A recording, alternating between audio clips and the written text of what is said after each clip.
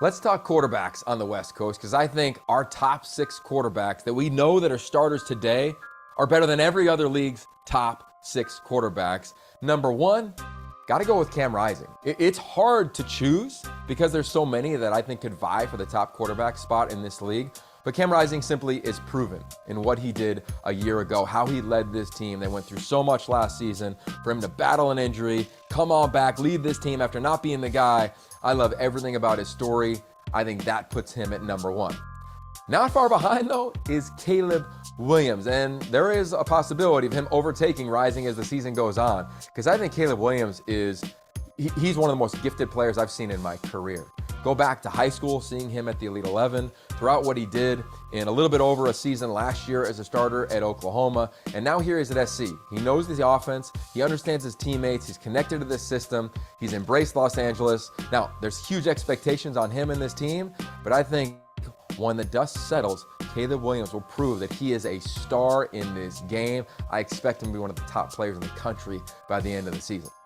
Number 3, Tanner McKee. Tanner McKee coming off a little bit of an injury. His receiving core was banged up. His O-line was banged up. Nobody really talking a lot about Stanford. When I talk to people in the NFL, they all ask about Tanner McKee.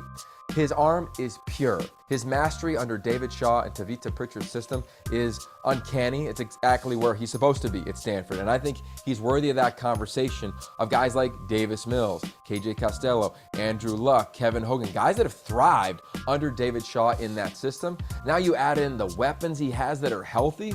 Michael Wilson, Bryson Tremaine, Elijah Higgins, Ben Urosic. I'm just saying a couple of them. This offense has firepower. I think Tanner McKee has a big season.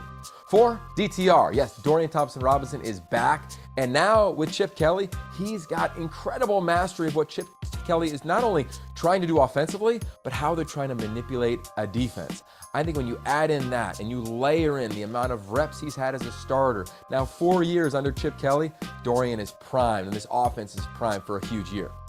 5, it's Cameron Ward, and this is tough for me at 5 and 6. Cameron Ward, Jade Delora, you can flip a coin with these 2 quarterbacks. They both have incredible talents.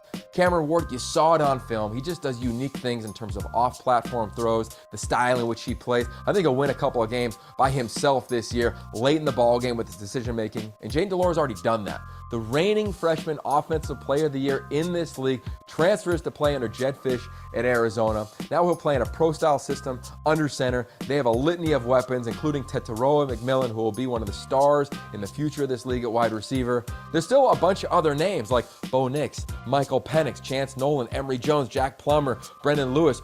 Man, every week it's going to be fun to do these rankings.